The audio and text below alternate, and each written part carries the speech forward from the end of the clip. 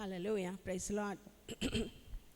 ஊற்றப்பட வேண்டுமே உன்னதத்தின் ஆவி, உயிர்ப்பிக்க வேண்டும் எம்மை தெய்வா. ஆவியானவரை பற்றி ஒரு பாட்டு பாடிட்டே இருக்கோம். ஆவியானவர் தான் நம்மை அடுத்த நிலைமைக்கு கொண்டு போகணும், சில தடைகளை நமக்குள் மாற்றணும், என்ன செய்யணுமோ அதை செய்யணும். நமக்கு எல்லாம் தெரிஞ்ச பாட்டு.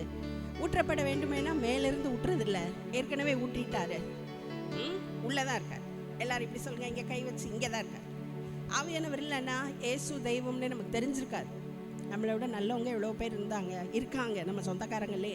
ஆனால் அவங்களுக்கு தெரியாத ஒரு விஷயம் நமக்கு தெரிஞ்சிருச்சு, ஏசு தான் தெய்வம், அவரை நம்பினாதான் வாழ்க்கை, அவரை எவ்வளவாய் சார்ந்து கொள்கிறோமோ அவ்வளவாக நம்மளும் நம்ம பிள்ளைங்களும் வாழ முடியுங்கிறத புரிஞ்சிருச்சு பாருங்களேன். அது ஆவியானவரால் மட்டுமே நடந்தது. அதனால் ஊற்றப்பட வேண்டுமே. நான் இன்றைக்கி ஒரு புது அபிஷேகம் எனக்கு தாங்க, உள்ளேருந்து வெளியே வாங்க, என் சூழ்நிலையை மாற்றுங்க.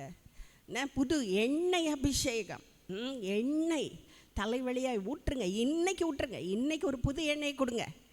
ஏன்னா இந்த வாரத்தில் நாம் சந்திக்க போகிற பிரச்சனைகள், இந்த வாரத்தில் நாம் சந்திக்க போகிற பல விஷயங்களுக்கு புதிய எண்ணெய் தேவைப்படுகிறது. எழுந்து நின்று மக்களுக்கு தெரிஞ்ச பாட்டு தானே, பழைய பாட்டு தான், எல்லாமே நான் பழைய பாட்டு தான் பாட போகிறேன். எழுந்து நின்று நீங்கள் ஆவியானவரை பார்த்து கேட்கணும். நீங்கள் ஆவியானவரை பார்த்து எனக்கு புது எண்ணெய் அபிஷேகத்தை இந்த காலை வேளையில் தாங்கப்பா, சந்தோஷமாக கைத்தட்டி அவரை பார்த்து கேட்கணும்.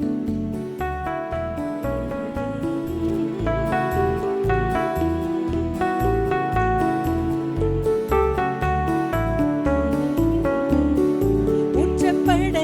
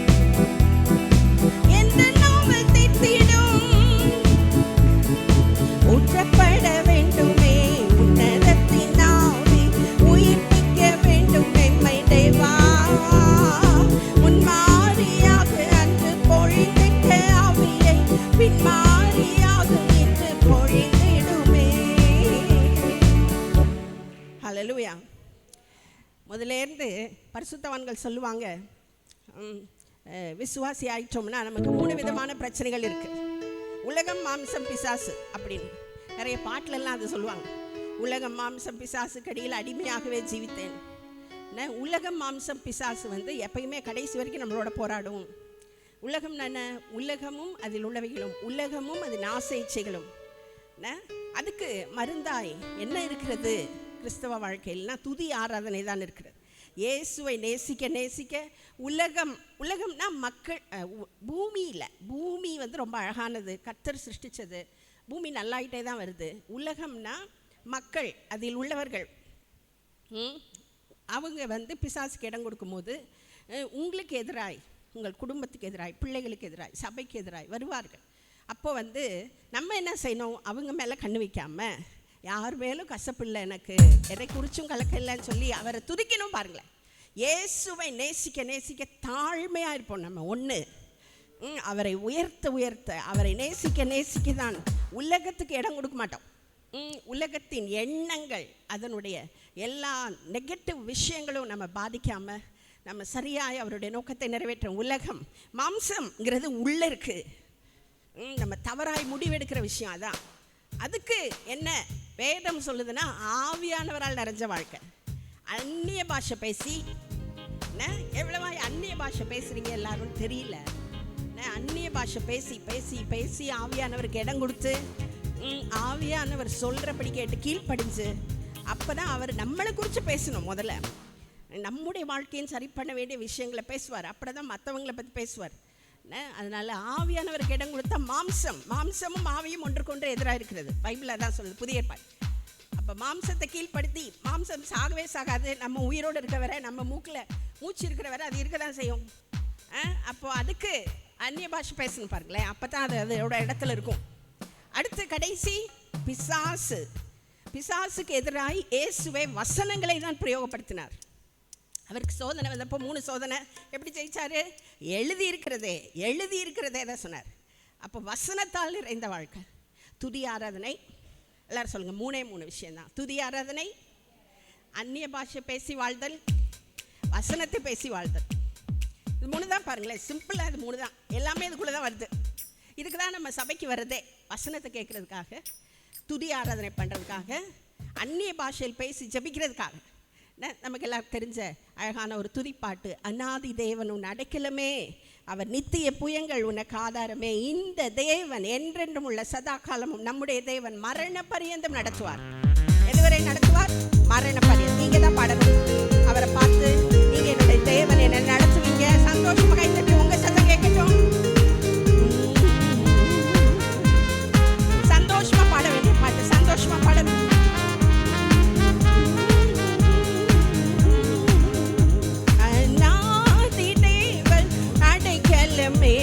அவர் நித்திய புயங்கள் உன்னாதாரமே, அநாதி தேவன் உன் அடைக்கலமே, அவர் நித்திய புயங்கள் உன்னாதாரமே.